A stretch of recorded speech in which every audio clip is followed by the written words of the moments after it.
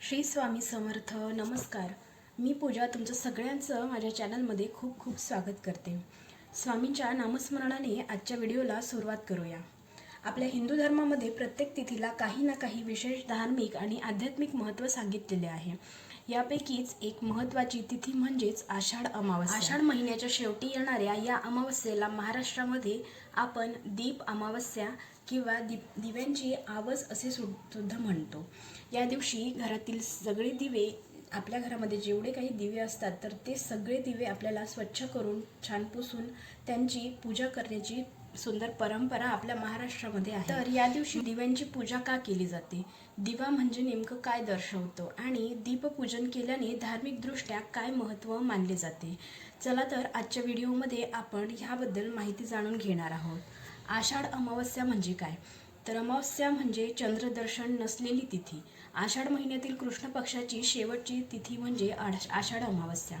ही तिथी संपल्यानंतर पुढील श्रावण महिन्याची सुरुवात. त्यामुळे या अमावस्येला आपल्याला घरातली स्वच्छ साफसफाई करायची आहे. आपला देवारा सुद्धा स्वच्छ करायचा आहे.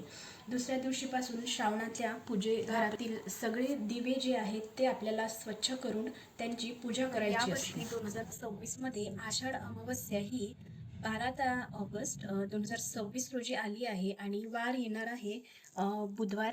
तर या दिवशी आपल्याला आषाढ अमावस्या साजरी करायची आहे. आणि आपल्या महाराष्ट्राच्या धार्मिक परंपरेमध्ये या दिवशी विशेषतः दीपपूजनाला खूप जास्त महत्त्व दिलेले आहे. म्हणूनच या अमावस्येला दीप अमावस्या असे सुद्धा म्हटले जाते. आपल्या हिंदू धर्मामध्ये आपण प्रत्येक पूजेमध्ये आपल्या दिव्याचं खूप जास्त महत्त्व आहे. दिवा म्हणजे अंधारातून प्रकाशाकडे जाण्याचं प्रतीक, अज्ञानातून ज्ञानाकडे जाण्याचे प्रतीक, नकारात्मकतेतून सकारात्मकतेकडे जाण्याचे प्रतीक आणि मनातील निराशा दूर करून आशेचा प्रकाश निर्माण करण्याचे प्रतीक सुद्धा दिवा असतो. दीपाच्या ज्योतीला अग्नितत्वाचे प्रतीक म्हणून अग्निप्रती कृतज्ञता व्यक्त करण्याची, दिव्याप्रती कृतज्ञता व्यक्त करण्यासाठी दीपपूजन करण्याची परंपरा सांगितली जाते. म्हणूनच आपल्या घरातील दिवा हा आपल्या संस्कृतीमध्ये अत्यंत पवित्र मानला जातो. तर आषाढ अमावस्येच्या दिवशी आपल्या घरातील सगळे दिवे, समई, निरांजन, पणती अशा सगळे दिवे आपल्याला स्वच्छ करायचे असतात आणि घराची स्वच्छता सुद्धा करायची असते. त्यानंतर दिव्याची आपल्याला पूजा करायची असते. तर दिव्याची पूजा करायसाठी आपल्याला आधी आपण देवाची पूजा आपली आटपल्यानंतर एक चौरंग घेऊन त्यावर कापड ठेवून त्यावर आपल्याला स्वच्छ साफ केलेले, स्वच्छ पुसलेले दिवे आपल्याला ठेवायचे आहे. दिवे ठेवायच्या आधी प्रत्येक दिव्याच्या खाली आपल्याला तांदूळ ठेवायचे आहे, त्यावर दिवे ठेवायचे आहे आणि प्रत्येक दिव्यामध्ये 2 वाती मिळून 1 वात तयार करून अशा वाती आपल्याला लावून घ्यायच्या आहे. आणि त्यानंतर दिवे आपल्याला प्रज्वलित करायचे आहे आणि त्यांची हळद, कुंकू, अक्षदा करून छान पूजा करायची. आणि त्यानंतर दूध साखरेचा नैवेद्य आपल्याला ठेवायचा असतो.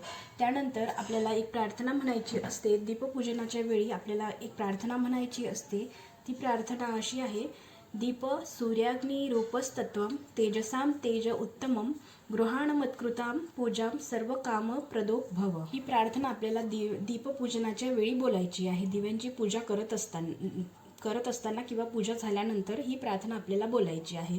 याचाच अर्थ असा होतो की हे दीपदेवा, तुम्ही सूर्य आणि अग्निस्वरूप आहात, सर्व तेजांमध्ये श्रेष्ठ तेजस्वरूप आहात.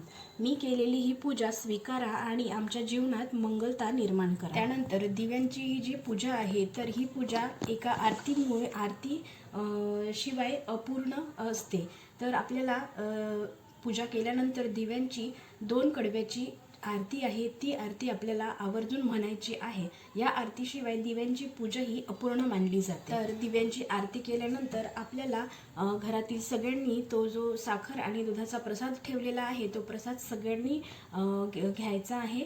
आणि दीपाला जी आपण पूजा केलेली आहे दिव्यांची, त्या दिव्यांना आपल्याला नमस्कार करायचा आहे आणि दिव्यांना प्रार्थना करायची आहे की मला आणि माझ्या कुटुंबाला सगळ्यांना सुरक्षित ठेवा आणि सगळ्यांचे रक्षण करा, सगळ्यांना सद्बुद्धी द्या, आमच्या घरातील सगळी नकारात्मकता जी आहे ती निघून जाऊ द्या आणि प्रत्येकाच्या जीवनामध्ये सकारात्मकता येऊ द्या. ही प्रार्थना आपल्याला करायची आहे. तर अशा प्रकारे आपल्याला दीपपूजन करायचं आहे आषाढ अमावस्येच्या दिवशी. आणि दीपपूजन हे सकाळी किंवा संध्याकाळी येते. तर आता शेवटी स्वामी समर्थ महाराजांच्या चरणी प्रार्थना करूया। श्री स्वामी समर्थ महाराज, ज्याप्रमाणे या दीपाची ज्योत अंधार दूर करते, त्याचप्रमाणे आमच्या जीवनातील दुःख, चिंता, अडथळे आणि नकारात्मकता दूर करा। आमच्या घरातील सुख, शांती, समाधान आणि भक्तीचा प्रकाश कायम राहू द्या। आमच्या परिवारावर तुमची कृपादृष्टी नेहमी राहू द्या आणि प्रत्येक संकटामध्ये आम्हाला योग्य मार्ग दाखवा। तर भेटूया पुढल्या व्हिडिओमध्ये। तोपर्यंत श्री स्वामी समर्थ। जय जय स्वामी समर्थ।